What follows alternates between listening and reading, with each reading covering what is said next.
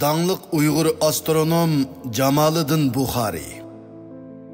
Jamoliddin Buxoriy o'rta asrda yashab o'tgan dağlık Uygur astronom bo'lib, u milodiya 1212-yili Buxoroda dunyoga kelgan.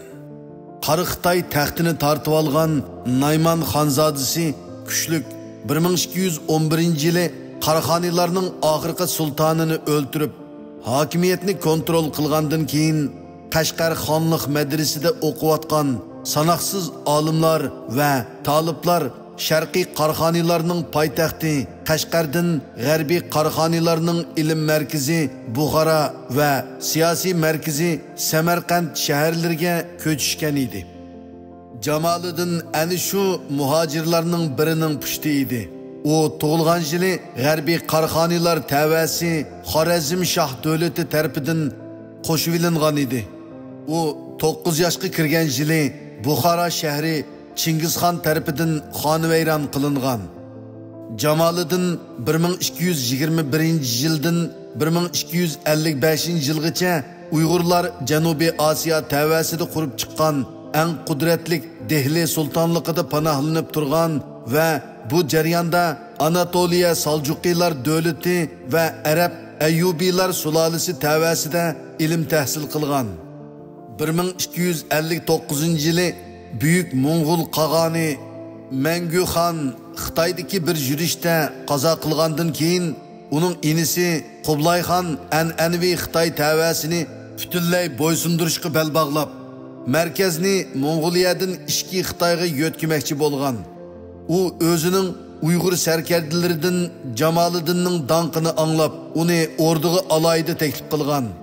Natijada Jamoliddin 1260-yili dağlık Arab musulmon astronomi Ali Abu Hasan al-Marakashining Prinsip va Nishonlar to'plami nomli kitobini billa elib, Qublayning ordusiga kelgan. Qublay xon Uyg'ur astronom Jamoliddinga islom astronomiyalik kalendarlarini tuzib, uni Xitoyda tarqitib va umumlashtirishga havola qilgan. Qublay xon Buyuk Mo'g'ul imperiyasining hamma yeridagi xalqlarni bir e'tiqod ostiga to'plab, qog'onlikni parchalanib ketishdan saqlab qolmoqchi bo'lgan. Bu nishonga yetish uchun u harbiy, siyosiy va ilmiy sohalarda butunlay Uyg'urlarga tayangan va ularni e'tiborlab ishlatgan. Jamoliddin Hijriya kalendariga asosan Xitoyning tunji zamonaviy yangi kalendar sistemasini barpo qilgan. İmperator Qublay xonning buyrug'i bilan bu kalendar uda 14 yil butun Xitoyda ishlatilib kelgan. Mazkur kalendar keyingi 4 asrga yaqin uzun mezgillarda Xitoy kalendarining keyingi taraqqiyotiga g'oyat zo'r muhim ta'sir ko'rsatgan. U 1267-yili 7 xil muhim palak asvobini yasab chiqib, ayni chog'dagi qaloq dunyoda yangi rekord yaratgan edi. Bu uskunalar ayni vaqtda dunyoda nihoyatda oz uchraydi. Hatto yo'qning o'rnida edi.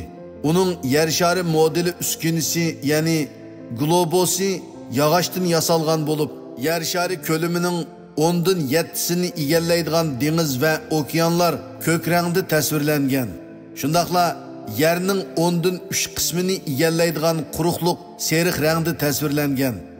Uningda hatto daryo, ko'l va uzunlik o'lchami tasvirlangan. Jamoliddin va uning xizmatdoshlarining ko'rsatgan g'oyat zo'r tirishchanliklari natijasida imperator Qublay xon Xitoyda islom astronomiya rasadxonasi qurishga buyruq tushirib, Jamoliddinni boshqaruvchi qilib tayinlagan. Bu rasadxona milodiya 1271-yili tunji Mo'g'ul poytaxtida qurilgan. Jamoliddin uning boshqarishini o'tkazib olib, bir turkum astronomlarning yordamida astronomiya tadqiqotini mush yerda davomlashtirgan.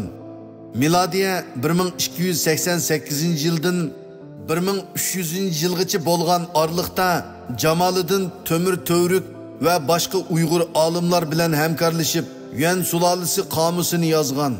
Bu asar 755 tom bo'lib, eng keng tema va eng sifatli ranglik rasmlarni o'z ichiga olgan. Bu esil ensiklopediya keyinki Manching va yangi Xitoylar davrida asosan g'oyib bo'lgan. Uyg'ur astronom Jamoliddin milodiya 11-asrdagi Ömer Hayyamning islom kalendariga jang e'lon qila olgan.